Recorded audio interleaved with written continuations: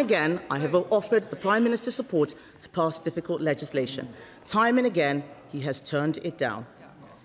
It might be too late for him now, but it's not too late for his successor. It is time to get serious. It is time to deliver. That is what the British public expect. That is what the Conservative Party will do. I now call the Prime Minister, Sir Keir Starmer. Mr. Speaker, can I say what a pleasure it is to welcome the gracious speech of His Majesty and the radical agenda of this Labour government that will tear down the status quo that has failed working people and build a stronger, fairer Britain. Mr. Speaker, in light of the abhorrent attacks in Golders Green 2 weeks ago, let me start by briefly addressing that directly. It was the latest in a series of appalling anti-Semitic attacks, a normalisation of hatred that leads terrorists with warped Islamist ideologies to attack people they've never even met, simply because they are Jewish. A hatred that leads some to march calling for the murder of British Jews, and not to think there might be something wrong about that. Mr. Speaker, I've fought this hatred in my own political party. And I've sat with others as they describe what it means for them. The fear, the sense that maybe they shouldn't wear something or do something that might reveal their Jewish identity, just in case. Mr. Speaker, it is time for the silent majority in this country to speak up, to stand with British Jews and defeat this hatred once and for all. Just as we will take on any form of hatred, from left or right, that seeks to divide us. Mr. Speaker, in the words of the gracious speech, we will defend the British values of decency, tolerance and respect for difference under our common flag. Mr. Speaker, that is also why, when far-right agitators try to come here this Saturday to spread their poison of hatred, this Labour government will block them this time and every time. Mr. Speaker, the gracious speech was brilliantly proposed by my honourable friend, the member for Bradford West. Members across the House will have read her remarkable new book. Her list of endorsements is truly impressive, reaching well over 100 members. At last, Mr. Speaker, a list that we can all get behind. And, Mr. Speaker, it's not the first time that has shown her ability to bring people together. She united her city and many in this House when she sent George Galloway packing. And, Mr. Speaker, the House will know that she is passionate about the measures this government is taking to lift 500,000 children out of poverty. As we all are on this side of the House, it is the pride of these benches. But the House might not know about her remarkable effort to get Marcus Rashford to champion free school meals and speak to pupils in her constituency. Now, most of us would have attempted this, Mr. Speaker, via the complex world of agents and managers. But my honourable friend had a different idea. She spoke to, as you do, the sister of Cristiano Ronaldo. Now, I can imagine the Ronaldo household is used to fielding some pretty big offers. Multi-million-pound transfers, billions in brand sponsorships, Piers Morgan calling for the 8th time that day. But I cannot imagine the confusion in the Ronaldo family when they heard my honourable friend say, not is Cristiano Ronaldo available, but can you give me the number of Marcus Rashford? I want to invite him to a primary school in Allerton and have some porridge in our free breakfast club.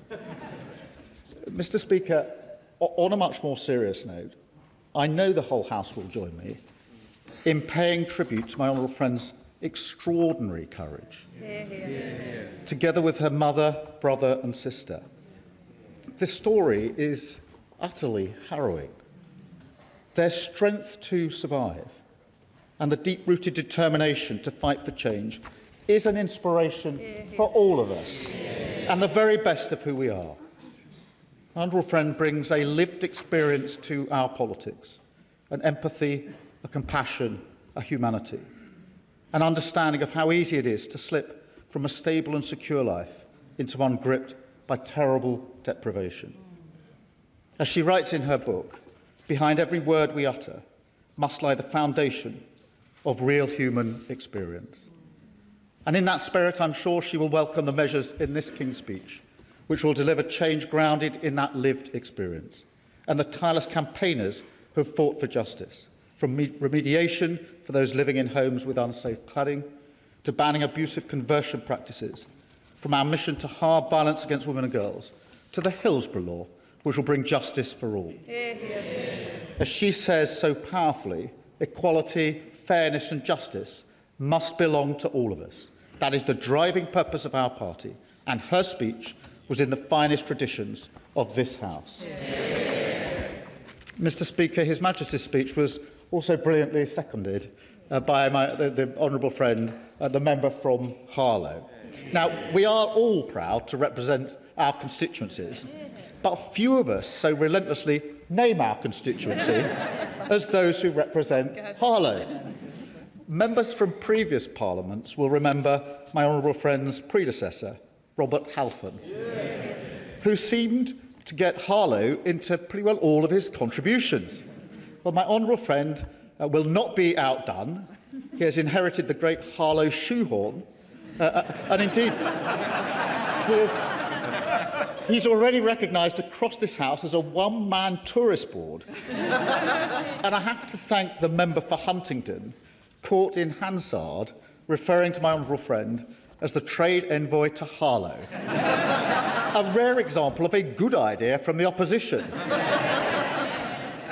Because no matter the debate, my honourable friend will find the local connection, from championing the role of Harlow College in climate change to praising the invention of fibre optic cables in Harlow, and telling us how Harlow doubled for Paris during an episode of The Crown.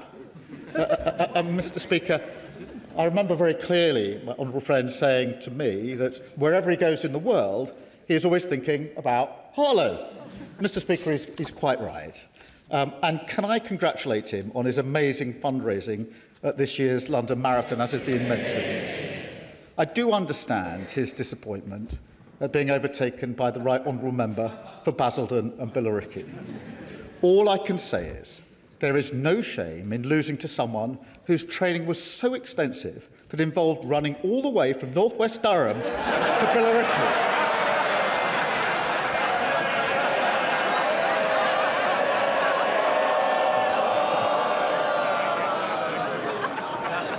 Mr. Speaker, as a secondary school maths teacher for 15 years, it is perhaps no surprise that my honourable friend brings an eye for detail, boundless energy and ability to handle these occasionally unruly benches.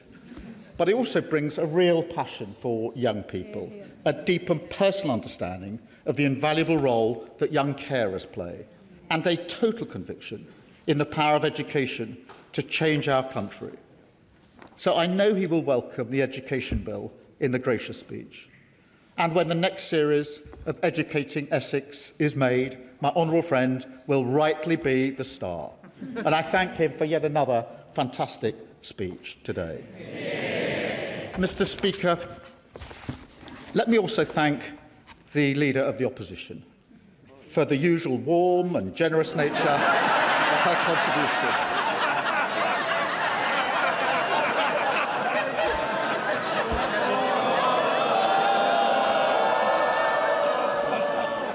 In difficult days, her input is always a ray of sunshine. I particularly getting tips from her on how to win friends. This is from the person, Mr. Speaker, who previously called us orcs and goons. But, Mr. Speaker, I am a gooner, and so, as usual, she is less than half right. But we do have one thing in common. Our parties both had tough results in the local elections last week. The difference is she hasn't noticed. And,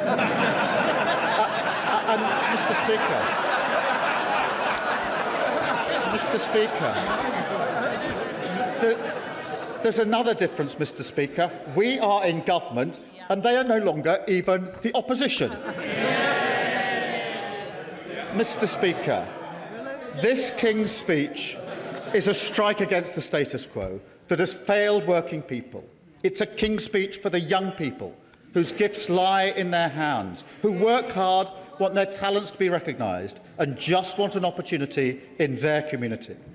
A King's speech for the children who, under the party opposite, had to go to school without breakfast, hungry, cold and tired, when they should be focused on their learning.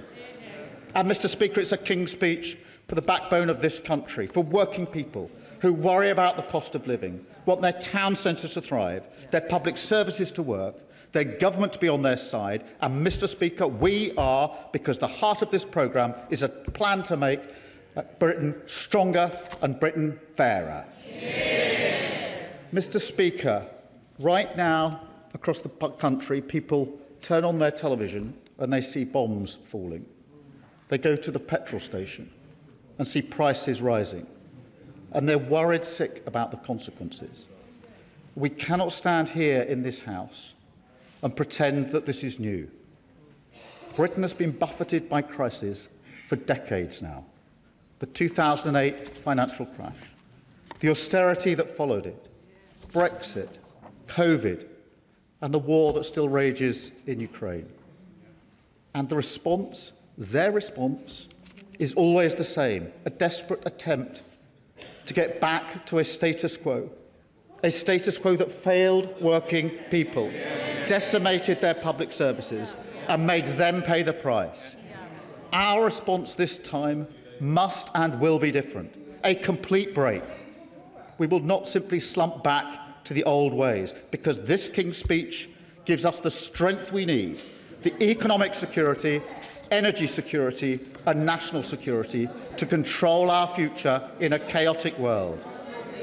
It is an agenda of radical reform across our major public services, an urgent activist Labour government that tilts power back to workers, renters and the less fortunate, gives voice to the working class and to all those that the status quo has repeatedly ignored and dismissed, in favour of a Britain where everyone, whatever their background, can go as far as their talent and effort takes them, where people have a pride in where they live and hope in what lies ahead. That is the change of a Labour government, and this King's speech delivers it. Mr. Speaker, we will deliver on economic security. And let me be clear, as the conflict in Iran unfolds, we are in a better position because of the action that my right honourable friend, the Chancellor, took last year, getting inflation down, borrowing down, and mortgage costs down. And that's why we've been able to cap energy bills, raise the living wage, strengthen workers' rights, and end the shameful two-child benefit limit, lifting 500,000 children out of poverty. And, Mr. Speaker, faced with challenges, we don't retreat from our Labour values. We use them as our compass. Strength through fairness. So we will keep supporting those who need it most, including by creating a new national programme to redistribute surplus food, so that no one in this country needs to go hungry because of the conflict overseas. We also need to strengthen our sovereign capabilities, because the days when this country turns its back on our critical industries, they are over. And we've seen that, Mr. Speaker, with British Steel, and we will see it with new legislation to clean up our waterways, a failure in the water industry that has been going on for decades. It is a disgrace, and this Labour government will tackle it. And, Mr. Speaker, we will take that moral urgency to every part of our nation, with bills to increase the pace of change in our NHS, in law enforcement, in controlling our borders and more. Because whilst immigration is down, we need to do more. Whilst violent crime is down, it needs to be lower. Whilst NHS waiting lists are down, we must go further. A rewiring of the state so that the working people of this country feel that it serves their interests. And, Mr. Speaker, we will also build in this country sovereign power in the industries of the future that will give us greater control in a world being reshaped by artificial intelligence.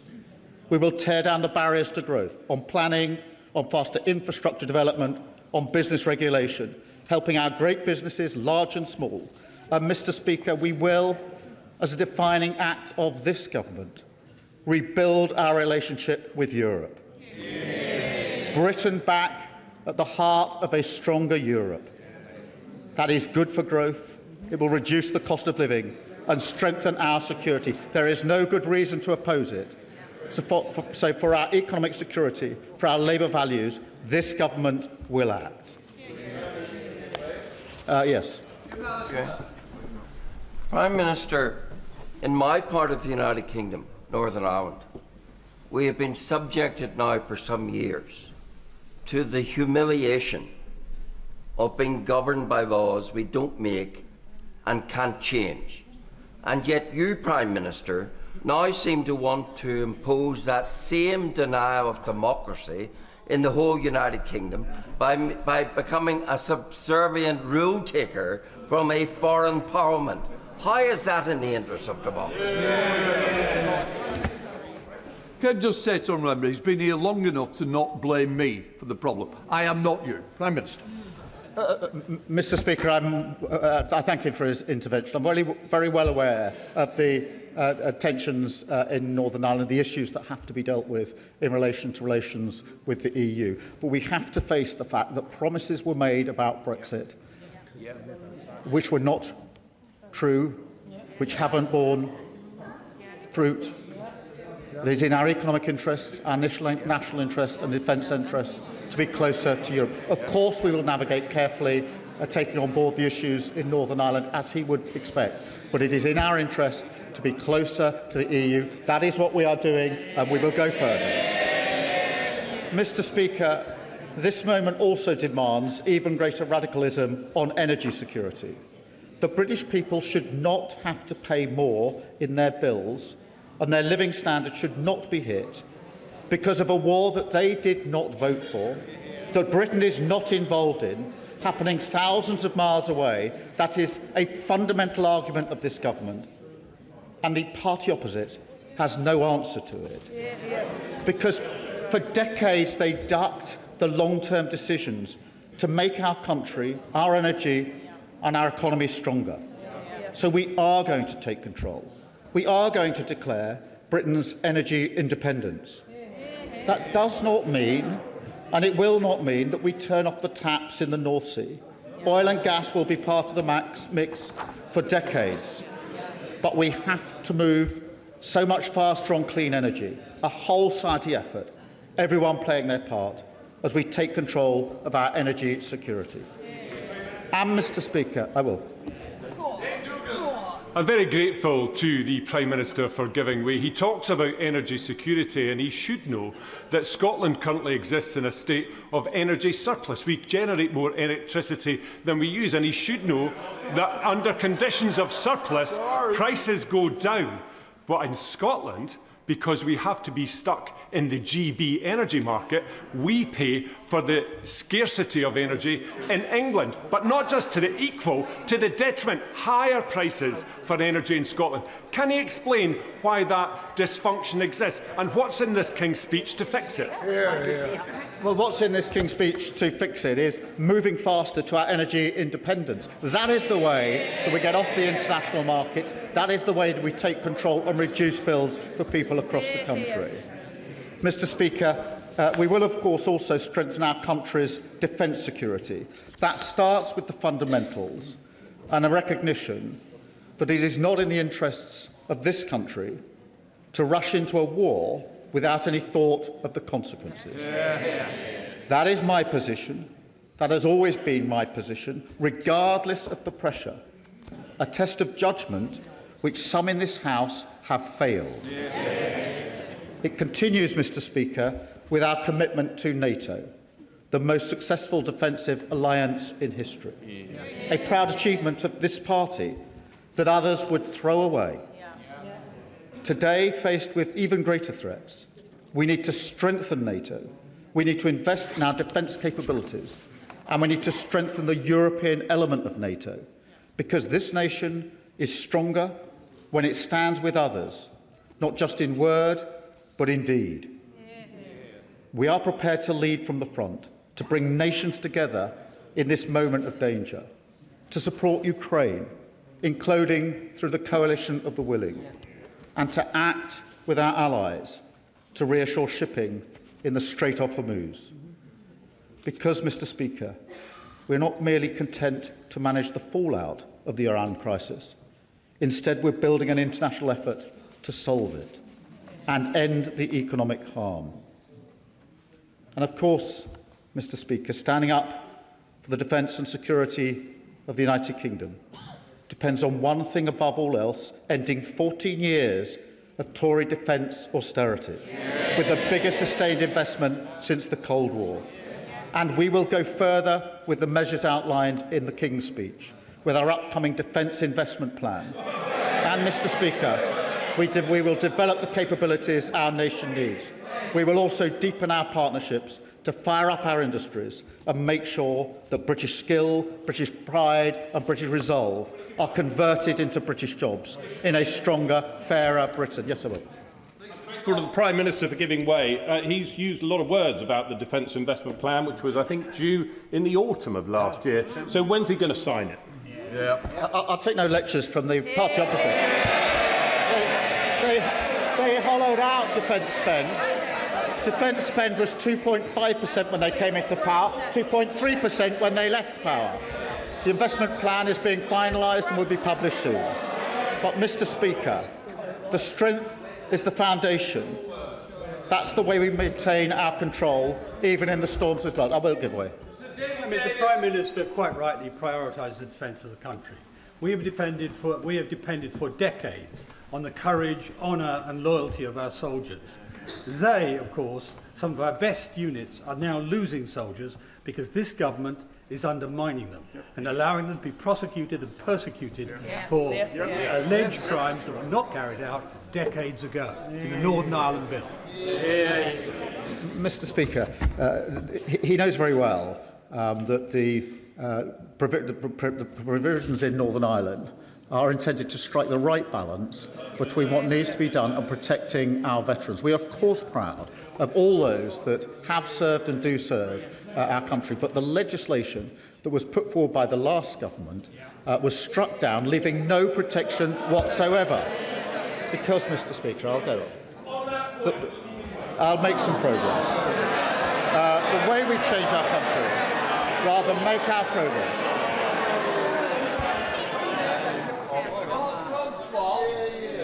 he will know that in the recent Supreme Court Dillon judgment, the court ruled that our Legacy Act overwhelmingly was not incompatible with the Human Rights Act. He knows that. But he referenced the awful events in Golders Green, rightfully.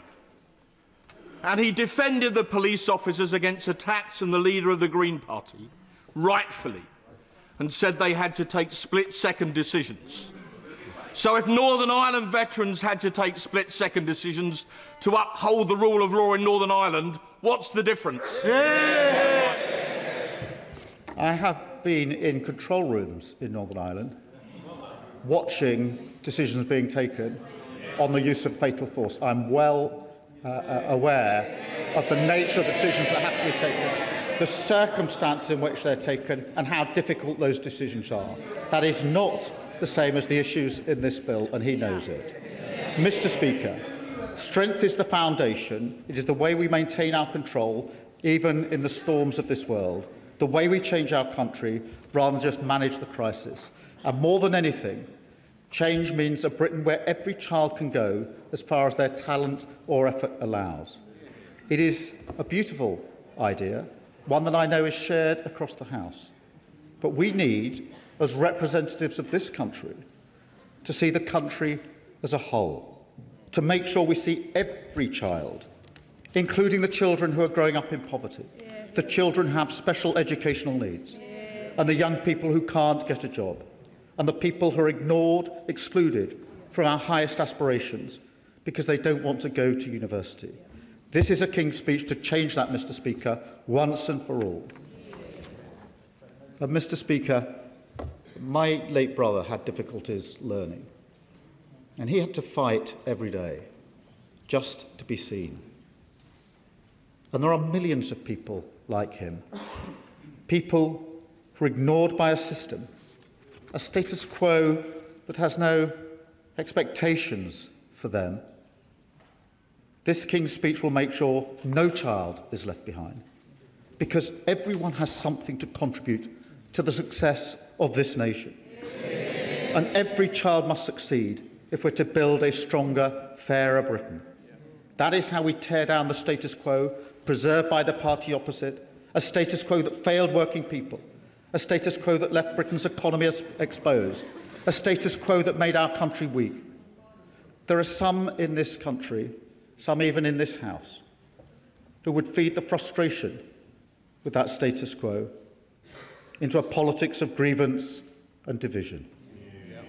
This King's speech sets a different course, a more hopeful course, a course that sees the conflict in Iran, a war on two fronts, not as something to wring our hands about, but as an opportunity we must take to shape our country's future, to end the status quo that has failed working people, to build a stronger, fairer Britain.